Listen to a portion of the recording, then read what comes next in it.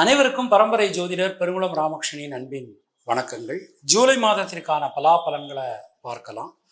அதற்கு முன்னாடி இந்த மாதத்தில் இருக்கக்கூடிய கிரக நிலவரங்களையும் கிரக மாற்றங்களையும் நாம பார்த்துடலாம். இந்த ஜூலை மாதம் தொடங்குற அன்று பார்த்தோம்னா மேஷ ராசியில செவ்வாய், ரிஷப ராசியில குரு, மிதுன ராசியில சூரியன் சுக்கிரன், கர்க்கடக ராசியில புதன், கன்னியா ராசியில கேது, கும்பராசியில வக்ர நிலைமையில சனி, மீன ராசியில ராகு என கிரகங்களுடைய சஞ்சாரமானது அமைந்திருக்கிறது. ஜூலை மாதம் 7ஆம் தேதி சுக்கிர பகவான் கடகராசிக்கு பெயர்ச்சி ஆகிறார். ஜூலை மாதம் 11ஆம் தேதி வியாழக்கிழமை அன்றைய தினம் ரிஷபராசிக்கு செவ்வாய் பகவான் மாறுகிறார்.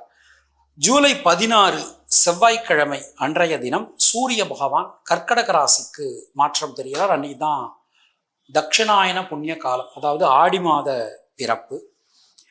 புத பகவானுடைய வக்ர நிலைமை இந்த மாதம் 20ஆம் தேதி தொடங்குகிறது.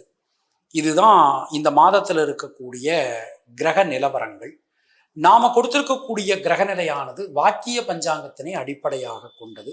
மற்ற கிரகங்களுடைய இருப்புல எந்த விதமான மாற்றங்களும் இல்லை, சந்திரனை தவிர. உங்கள் ராசிக்கான பலாபலன்களை பார்க்கும்போது விதி மதி கதி என்று பார்த்து கொள்ள வேண்டியது. அதாவது லக்ன ரீதியாக, ராசி ரீதியாக, உங்களுடைய ஜனனகால ஜாதக கட்டத்தில் சூரியன் எந்த ராசியில இருக்காரோ அதுதான் கதி.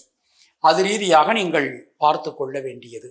மேலும் உங்களுடைய ஜாதகப்படி உங்களுக்கு என்னென்ன தசா புத்தி நடக்கிறது, தசாநாதனுடைய சாரம் என்ன, அவருடைய ஆதிபத்தியம் என்ன, அவருடைய பார்வை என்ன, அவரோட எந்தெந்த கிரகங்கள்லாம் சேர்ந்திருக்காங்க என்பது மாதிரியும் உங்கள் பலன்களை பார்த்து கொள்ள வேண்டியது, செய்து கொள்ள வேண்டியது.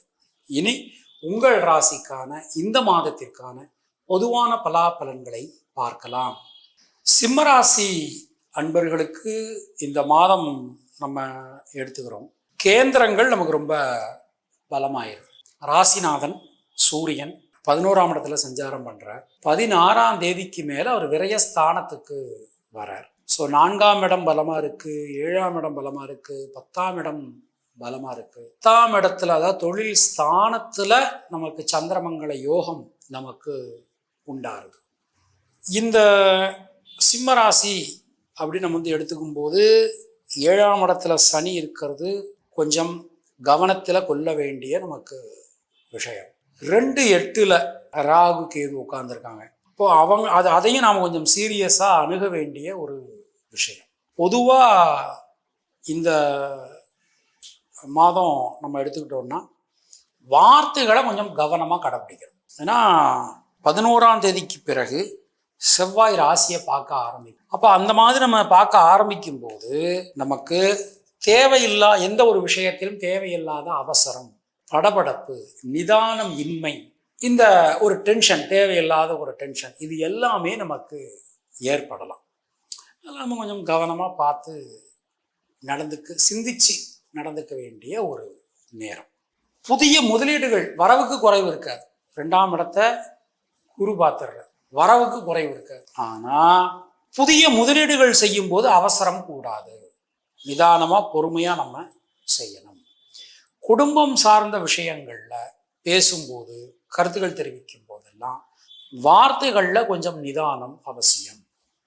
ஏன்னா நாம ஒன்று சொல்ல போய் மற்றவங்க அதை வேற மாதிரி புரிஞ்சுக்கணும். அது மாதிரி ஒருத்தரை விமர்சனம் செய்யும் போதும் வார்த்தைகள்ல கொஞ்சம் கவனமா இருந்துக்கணும். ஏன்னா நாம ஒன்று சொல்லுவோம், மற்றவங்க வேற ஒன்று சொல்லுவாங்க, அது இன்னொருத்தர் போய் வேற மாதிரி கன்வே பண்ணுவாங்க.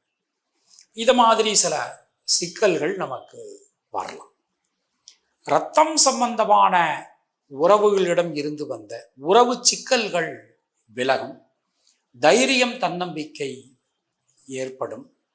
முயற்சிகள்ல இருக்கக்கூடிய குழப்பங்கள் அனைத்துமே விலகும். இப்போ விரயஸ்தானம் 12ஆம் இடத்துல 3 கிரகங்கள், சூரியன் ராசிநாதன் வந்துடுறார், ஏற்கனவே புதன் அங்கதான் இருக்கார், சுக்கிரன் வரப்போறார் அப்படின்னு வச்சுப்போமே. இந்த 3 கிரகங்கள் வரும்போது ஆட்டோமேட்டிக்கா நமக்கு 6ஆம் இடமும் பலமாயிடும். எப்போதுமே சிம்மராசிக்கு சித்தர்களுடைய வாக்கு சிம்மத்தானோடு சினுங்கேல். அப்ப 6ஆம் இடம் பலமாகும் போது குருவும் பார்க்குறார், 4 கிரகங்கள் பார்க்குறாங்க 6ஆம் இடத்தை. அப்போ இந்த மாதம் நீங்கள் தெளிவான முடிவுகள் எல்லா விஷயத்திலுமே எடுக்க முடியும். கடன் சம்பந்தமான பிரச்சனைகள் அதுலேருந்து ரொம்ப சுலபமாக நம்மளால் வெளியில் வந்துடும். உடல் ஆரோக்கியம் ரொம்ப ரொம்ப நல்லா இருக்கும். அரசாங்க அனுகூலம் கிடைக்கும். வழக்குகள் சம்பந்தமான விஷயங்கள்ல அனுகூலமான ஒரு தன்மை நமக்கு காணப்படும்.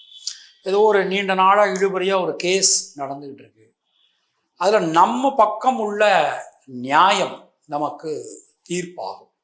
ஸோ ரொம்ப அற்புதமாக நமக்கு அமைஞ்சிருக்கு இந்த மாதம். சில விஷயங்களை மட்டும் நான் ஆரம்பிக்கும் போது சொன்ன மாதிரி சில விஷயங்களை மட்டும் நம்ம கொஞ்சம் கவனமாக இருந்துக்கணும்.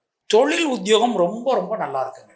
சில நேரங்களில் தொழில் சார்ந்து உத்தியோகம் சார்ந்து நாம் வெளியூர் வெளிநாடு பிரயாணங்கள் போக வேண்டிய சூழல்கள் உண்டாகலாம்.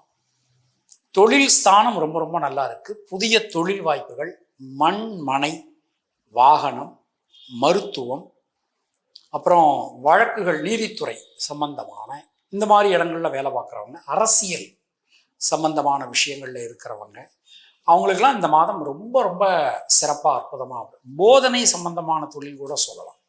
Consultant, guide, lecturer, school teacher இவங்க. ஸோ இவங்களுக்கெல்லாம் ஒரு அனுகூலமான ஒரு தன்மை. அப்புறம் விவசாயம் செய்கிறவங்களுக்கு, விவசாயிகளுக்கு இந்த மாதம் ரொம்பவே அனுகூலமாக அமைஞ்சிருக்கு. ஸோ நீங்கள் தொழில் செஞ்சாலும் சரி, உத்தியோகம் பார்த்தாலும் சரி, நமக்கு ஒரு பெனிஃபிட்டான ஒரு நேரம் நமக்கு போய்கிட்டு இருக்குது. பொதுவாக இந்த மாதம் நம்ம எடுத்துக்கிட்டோம்னா சுணங்கி கிடந்த காரியங்கள், முடங்கி கிடந்த காரியங்கள் மீண்டும் வேகம் பெறும். பெண்களுக்கு லாப முன்னேற்றம் அதிகரிக்கும். சுப விரய செலவுகள் உண்டாகும். முயற்சிகளில் இருக்கக்கூடிய தேக்க நிலை அனைத்துமே விலகும் அப்படின்னு நாம் நம்பலாம். மாணவர்களுக்கு எடுத்துட்டோம்னா புதிய கல்வி சம்பந்தமான புதிய முயற்சி அனைத்துமே வெற்றி அடையும். பல காரியங்களிலும் இருந்து வந்த தேக்க நிலை விலகப் பெறுவீர்கள். மனசுக்குள்ள இருக்கக்கூடிய குழப்ப நிலை, சஞ்சல நிலை, சங்கட நிலை அனைத்துமே விலகப் பெறுவீர்கள். நீண்ட நெடும் காலகட்டத்திற்கு பிறகு உங்களுக்கான ஒரு நல்ல அங்கீகாரம் இந்த மாதத்துல நமக்கு கிடைக்கும். மகம் நட்சத்திரத்தில் பிறந்தவர்களுக்கு லாப முன்னேற்றம் அதிகரிக்கும். இரத்தம் சம்பந்தமான உறவுகளிடம் இருந்து வந்த உறவு சிக்கல்கள் விலகப் பெறுவீர்கள். சின்ன சின்ன விஷயங்கள்ல கூட நல்ல மாற்றங்களை நாம எதிர்பார்க்கலாம். பொருளாதாரம் ரொம்ப ரொம்ப சிறப்பா அற்புதமா நமக்கு அமைஞ்சிருக்கும். பூரம் நட்சத்திரத்தில் பிறந்தவர்களுக்கு தைரியம், தன்னம்பிக்கை ஏற்படும். முயற்சிகள்ல இருக்கக்கூடிய தேக்க நிலை விலகப் பெறுவீர்கள். எல்லா விஷயங்களிலுமே நல்ல மாற்றங்கள் நமக்கு வந்து சேரும். சகோதர சகோதரியிடம் இருந்து வந்த மனக்கருத்து வேறுபாடுகள் நீங்க பெறுவீர்கள். உத்திரம் நட்சத்திரத்தில் பிறந்தவர்களுக்கு நண்பர்கள், உறவினர்களால் அனுகூலங்கள் உண்டாகும். முயற்சிகள்ல இருக்கக்கூடிய தேக்க நிலை அனைத்தும் விலகும். சின்ன சின்ன விஷயங்கள்ல கூட ஒரு திருப்தியான சூழல் நமக்கு உண்டாகும். ஆனாலும் நம்ம சொல்றது என்னன்னா, கொஞ்சம் கவனத்தோட எச்சரிக்கையோட எல்லா ஒரு விஷயத்திலும் நீ நடந்துக்கிட்டீங்கன்னா ரொம்ப ரொம்ப நல்லா இருக்கும். பொதுவாக இந்த மாதத்தை பொறுத்தவரை காளியம்மன் தேவி வழிபாடு செய்து வருவது உங்களுக்கு சிறந்த பரிகாரம். உங்களுடைய அதிர்ஷ்டமான எண்கள் 139, அதிர்ஷ்டமான நிறம் மஞ்சள் மற்றும் சிவப்பு.